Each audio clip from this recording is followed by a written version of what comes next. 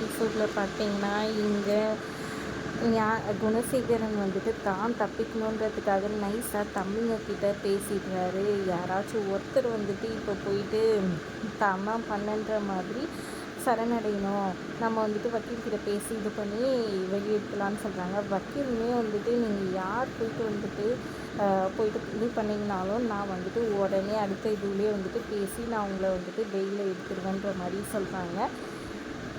கடைசியாக ஞானம் வந்துட்டு நான் பண்ணுறேன், நான் உனக்காக நான் இருக்கணுன்ற மாதிரி ஞானம் வந்துட்டு ஒத்துக்கிறாரு. இந்த கோர்ட்டு வாசலில் வந்துட்டு ஜனனி அவங்க டீம் எல்லாருமே வெயிட் பண்ணிட்டு இருக்காங்க, வக்கீலோட வரவே இல்லையேன்னு சொல்லிட்டு. பார்கவி வந்துட்டு கூட்டிகிட்டு கிளம்புறன்ற மாதிரி ஜீவானந்தம் சொல்லிடுறாரு. ஜீவானந்தம் பார்கவி கிட்ட எல்லாம் சொல்லி புரிய வச்சு வண்டியில் கூட்டிகிட்டு வர்றாரு. அப்போ ரவுடிங்கெல்லாம் வந்துட்டு நடுவில் நிற்க இங்கே குணசேகரன் கிட்ட இருக்கிற அறிவுக்கரசி வந்துட்டு என்ன பண்ணுறாங்கன்னா ஆள் செட் பண்ணிடுறாங்க. அதனால தான் அந்த ரவுடிங் அங்கே நின்றுட்டுருக்காங்க. எப்படியும் அவன் வரப்போதில்லை, இன்றைக்கி இவங்களுக்கெல்லாம் நடக்க போகிறதே வேறு அப்படின்ற மாதிரி இவங்க வந்துட்டு புதுசாக ஒரு பிளானை போட்டுக்கிறாங்க. கரெக்டாக வந்துட்டு கோர்ட்டு டைமிங்கும் ஆயிடுச்சுன்னு சொல்லிட்டு இது பண்ணுறாங்க. கரெக்டாக குணசேகரன் எல்லோரும் வராங்க. பின்னாடி லேட்டாக கதிர் வராரு. ஐயோ சக்தி எங்கேயா போயிருந்த இத்தனை நாளுன்ற மாதிரி சக்தியை பார்த்துட்டு இவர் கேட்குறாங்க. இவர் சரியான ஆளாக இருக்கிறாரு, அந்த பக்கம் போய் சேர்ந்துருப்பேன்னு நினச்சேன் அப்படின்ற மாதிரி சொல்ல, யார் எப்படி போனால் என்ன இருக்குது, எனக்குன்னு ஒரு முடிவு இருக்குன்னா அதெல்லாம் செயல்படுத்துன்ற மாதிரி குணசேகரன் சொல்லிகிட்ருக்காரு. அப்புறம் பார்த்திங்கன்னா சக்தி வந்துட்டு இல்லை, நான் இந்த மாதிரி மனசு சரியில்லை, அதனால தான் கொஞ்ச நாள் போயிட்டுருந்தேன் அப்படின்ற மாதிரி சொல்கிறாங்க. அப்புறம் ஞானம் வந்துட்டு இங்கே பேர் சக்தி, நீ தான் வந்துட்டு என் பொண்ணை பார்த்துக்கணும், எல்லோரும் நல்லபடியாக பார்த்துக்கோ அப்படின்ற மாதிரி சொல்கிறாங்க. ஏன் அப்படியெல்லாம் சொல்கிற, ஒன்றும் உனக்கு பிரச்சனை வராதுங்க, நீ பயக்காத அப்படின்ற மாதிரி சொல்கிறாங்க. வாங்க, இந்த கேஸ் ஒன்றும் இல்லாமல் தான் போக போகுது, தைரியமாக இருங்கன்ற மாதிரி அறிவுக்கரசி ஒரு பக்கம் சொல்ல போகிறாங்க. அங்கே பாருங்கள், சாட்சியே இல்லாமல் தான் இவளுங்கெல்லாம் நிற்கிறாளுங்க, வேஸ்ட்டாக போகுது, அப்புறம் வந்துட்டு நம்ம கல்யாணம் பண்ணிக்கலாம் தர்ஷனுக்குன்ற மாதிரி சொல்லிடுறாங்க. அப்புறமா கோர்ட் தொடங்க போகுதுன்னு சொல்லிட்டு வக்கீல் வந்து ஜனனி அவங்க எல்லாரையும் கூப்பிட்றாங்க. இன்னும் பார்கவியோ ஜீவானந்தமோ வரலேன்னு சொல்கிறாங்க. அவங்க வந்துடுவாங்க, நீங்கள் வாங்க உள்ளே போகலாம் அப்படின்னு சொல்லிட்டு போகிறாங்க. வக்கீல் வந்துட்டு விசாரிக்கிறாங்க.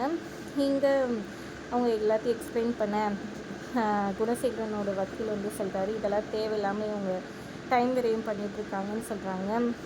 அவங்க சொல்லட்டும், நீங்கள் அமைதியாக இருங்க, அப்ஜெக்ஷன்ற மாதிரி ஜட்ஜு சொல்லிடுறாங்க. அப்புறம் எல்லாத்தையும் எக்ஸ்பிளைன் பண்ணிடுறாங்க. இது எல்லாத்துக்கும் உங்கள்கிட்ட சாட்சி இருக்கா?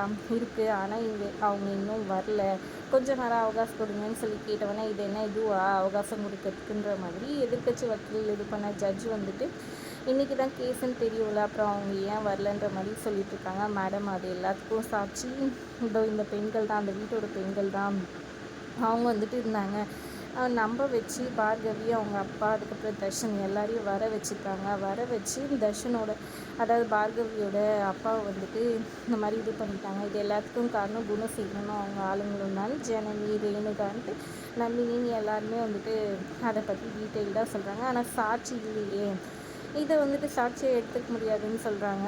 கரெக்டாக கடைசி நேரத்தில் ஜீவானந்தம் இங்கே ரவுடிங்களோட சண்டை போட்டு பார்கவியை கூப்பிட்டு ஓடி வராங்க. இங்கே இது வாசல்லையே கோர்ட் வாசல்லையே வந்துட்டு ரவுடிங்களை நிப்பாட்டி வச்சுருக்காங்க. அங்கே தப்பிச்சிட்டாங்க, எப்படி இந்த வழியாக தானே வரணும்னு சொல்லிட்டு. அப்புறம் ஜீவானந்தம் வந்துட்டு ஏதோ குறுக்கு வழியாக கோர்ட்டுக்குள்ளே வந்துட்டு பார்கவியை கூட்டிகிட்டு வந்துடுறாங்க. கரெக்டாக அந்த கேஸ் வந்துட்டு எந்த சாட்சியும் இல்லாதனால கேன்சல் பண்ண போகிற நேரத்தில் இதோ வந்துட்டோம், இவங்க தான் பார்கவின்ற மாதிரி சொல்லி நிற்க வைக்கிறாங்க. அப்புறம் பார்கவி டென்ஷனாக ஒரு மாதிரி ரொம்பவே அப்செட்டாக இருக்கிறத பார்த்து, உன் நிலமை எங்களுக்கு புரியுது, நீ என்னன்னு சொன்னாதாம்மா வந்துட்டு எங்களுக்கு புரியும், நாங்கள் வந்துட்டு தண்டனை கொடுக்க முடியும்னு சொல்கிறாங்க.